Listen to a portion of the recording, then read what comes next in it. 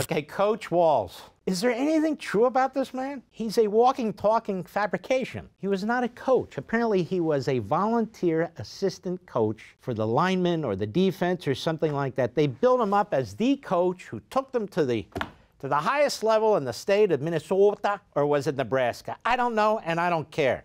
The guy was not the coach. He didn't bring them to the championship victory. A real coach did, and now she calls him coach. And he's got Midwestern values. Suddenly they like white men in Midwestern values. What the hell happened? Oh, yes, yes. White man with Midwestern values. He doesn't have Midwestern values. He's a radical left-wing kook. So here's PBS NewsHour. Highlights from the 2024 DNC Convention Night 2. Let's take a little peek, shall we? Go.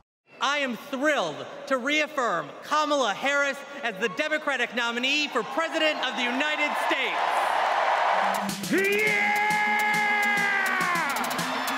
Ladies and gentlemen, we are here tonight to officially nominate Kamala Harris for president. He's been officially nominated. So this is all a ruse. This is all for show. Go ahead.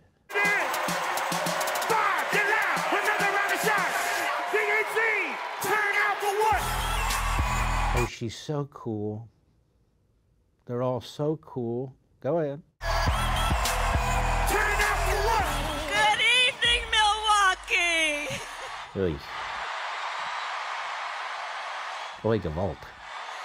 And hello. By the way, can I ask a question? What is it with these Democrat women nominees for president? Why do they all wear pantsuit? I'm not opposed to pantsuits per se. But can't you wear a dress every now and then? Just the guys wear the dresses in there? What's the problem? I'm just asking a question. Anyway, go ahead. Everyone joining us from Oh, excitement. who's that guy on the stage there? This guy, Tim Walz. You put a raincoat on this guy, 5-day growth, give him a cigarette, put him out on the corner. He's the kind of guy you say to your daughter, stay away from that guy. Am I right? He's hopping around like he's high on the, hey, he's bouncing around on the stage. Settle down, pal, settle down.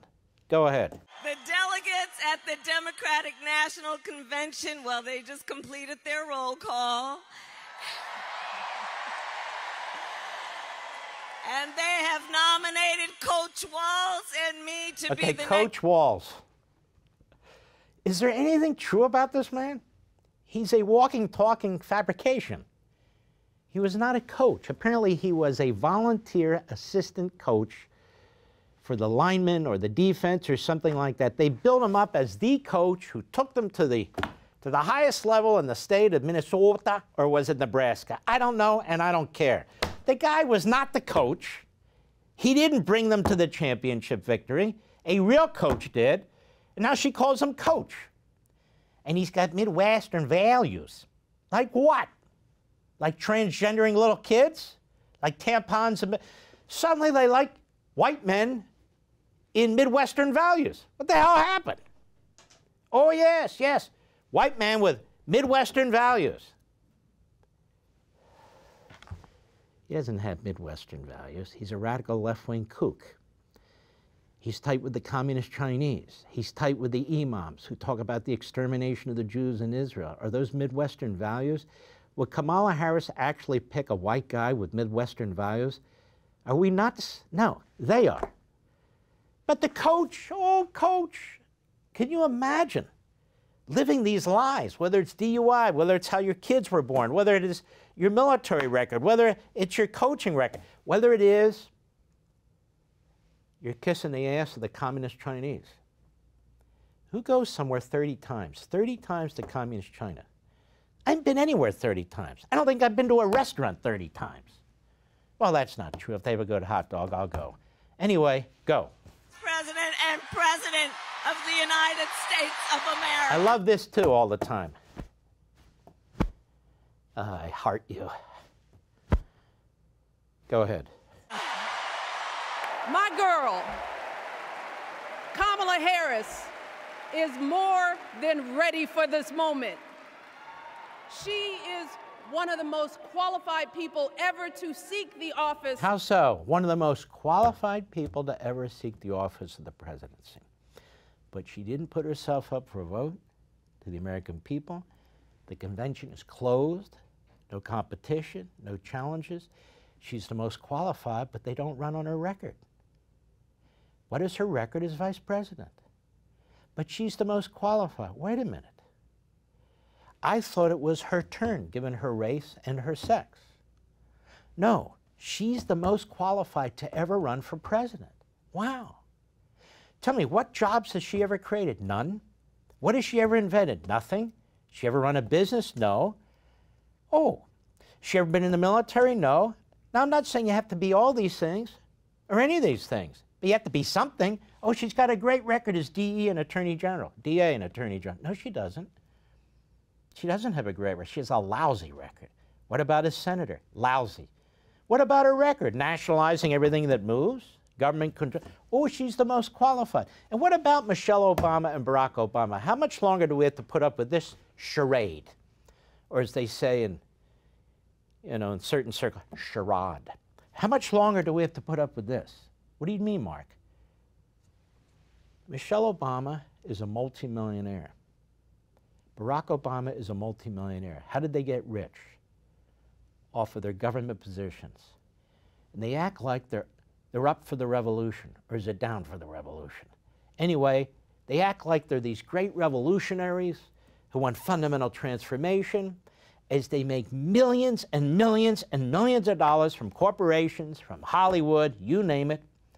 They've got 4 or 5 mansions speckled all over the country. They're probably worth $150 to $200 million. And we got to hear this stuff like they're up for the battle and down for the fight.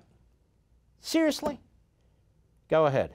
For years, Donald Trump did everything in his power to try to make people fear us. Fear who? She mean women, black people, Americans? What does she mean? Fear us. Fear us? Tell me something, Michelle Obama. What have you ever done for the black community? Seriously. Even more, what has your husband, Barack Obama, what has he ever done for the black community as President of the United States? I can't think of a damn thing. And yet I can think of what Donald Trump has done with these enterprise zones, 8,000 of them across the country. Criminal justice reform, I didn't even agree with much of that, but he went forward with it, and it was aimed at particularly helping prisoners and families who were minorities, and particularly at supporting them in that regard. School choice, so children have an opportunity to get educated, especially in poor neighborhoods and especially in poor minority neighborhoods. She opposed it, her husband opposed it, while they sent their kids to one of the most expensive private schools in Washington, D.C. What exactly have the Obamas done for the black community? They created enormous controversy in the community in which they're building the Obama Library. Oh yes, a lot of controversy in that community when it took place, and that wasn't a white community either. I could go on and on about the Obamas and what they didn't do, but this trashing of Donald Trump, this trying to create a caricature of a racist, is an amazing thing. Who picked Joe Biden as his running mate? Obama.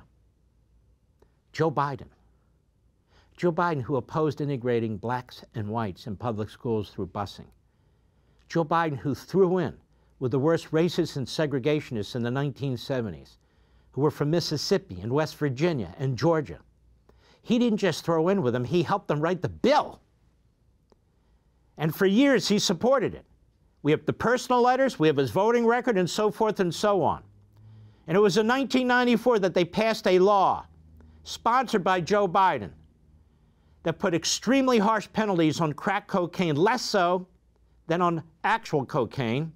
But crack was the problem, especially in minority and poor neighborhoods. And the NAACP and other black organizations denounced him and denounced it. But Barack Obama chose him as his running mate. Barack Obama chose Biden as his running mate. Don't hand me this stuff about Donald Trump. He's no racist. He's never been a racist. He's no anti-Semite. He's never been an anti-Semite. In fact, quite the opposite. Quite the opposite. It's Barack Obama, in my view, and I've said it publicly for years, so nothing new here, who's the anti-Semite. He's the one who treated Benjamin Netanyahu like a second-class citizen, and Biden picked up from it. He's the one who initially withheld arms from Israel when it was under attack. He's the one who made demands that Israel cede large swaths of its land to the Palestinians. He's the one who sent John Kerry to the UN to denounce Israel in one of their final acts. I could go on and on and on. For all this and much more, sign up for Levin TV.